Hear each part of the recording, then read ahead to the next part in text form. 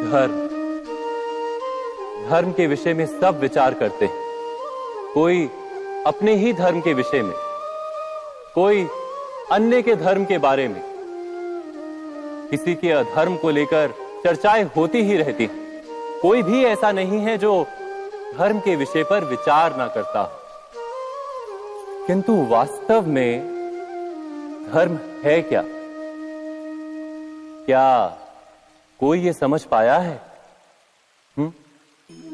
धर्म मनुष्य को दूसरे मनुष्य के साथ, समस्त सृष्टि के साथ सुख से जीने का ज्ञान देता है। यही कारण है कि किसी धर्म के स्थान पर मनुष्य को सदा ही शांति प्राप्त होती।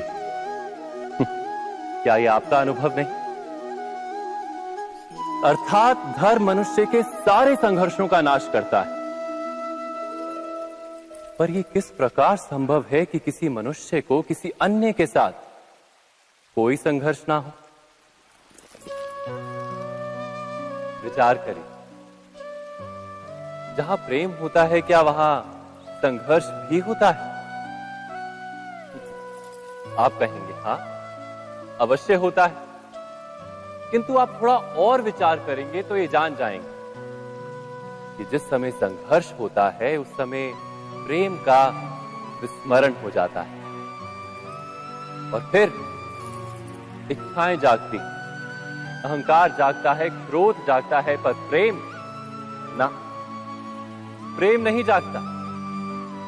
क्योंकि जहां प्रेम जागता है वहां सारे विवाद, सारे संघर्ष, सारे झगड़े नष्ट हो जाते हैं।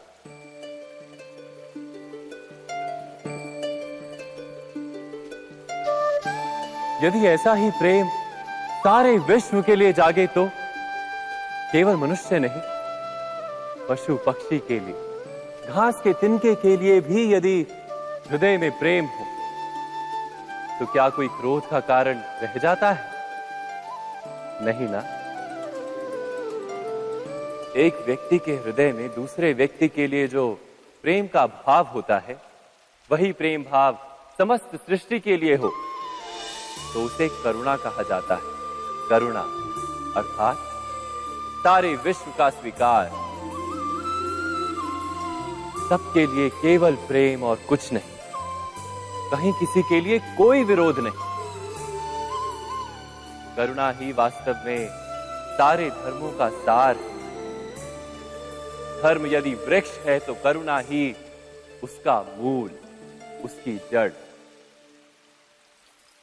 पर बार बार ऐसा समय आता है कि मनुष्य धर्म के मूल को ही भूल जाता है, कुछ नियमों, परंपराओं को पकड़कर बैठता है और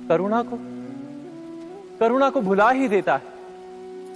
और ये जगत भर जाता है संघर्षों से, ईर्ष्याओं से, शोषण से, क्रोध से, बैर से, अर्थात अधर्म से।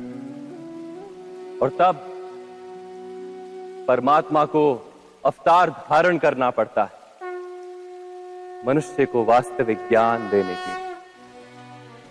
महाभारत की ये कथा भी ऐसे ही समय की कथा है जब कुछ लोग परंपराओं को धर्म मानकर जीते थे और दूसरे अधर्म से भरे, क्रोध, बैर, महत्वाकांक्षाओं के भंवर में फंसकर धर्म का नाश कर रहे थे।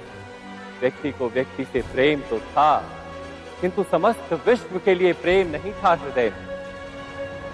जगत में करुणा नहीं।